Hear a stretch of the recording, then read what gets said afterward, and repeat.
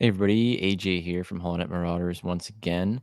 Today I'm going to be talking about pod racing, but before we get started, be sure to like and subscribe for more Marauder content, and let's do this. We got to look at yet another form of Star Wars racing in the Bad Batch Season 2, Episode 4, Faster. The episode features Tech, Omega, and Wrecker going to the planet Safa Toma with Sid, who is gambling on the races with her droid racer, Teo. The sport was essentially a cross between swoop bike racing and pod racing, with barely any rules at all besides whoever finishes first is the winner.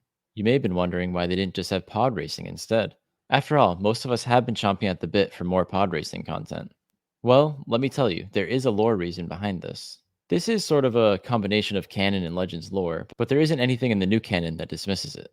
I'll start with Legends. Simply put, with the rise of the Galactic Empire, the sport of pod racing was outlawed. Once again, the Empire just seems to hate fun. With the Empire strictly banning the once loved races, the sport soon fell out of popularity. There was even a huge crackdown, leading to the arrest of racers and the auctioning off of their pods. Of course, with anything that is outlawed, there's still going to be a niche group who still loves it and is going to find a way, which led to underground pod racing. How cool is that? Racers still found ways to race, and fans found ways to consume it, like in the bar The Vapor Room on Bespin. As of right now, we can assume this sort of thing still happens in canon.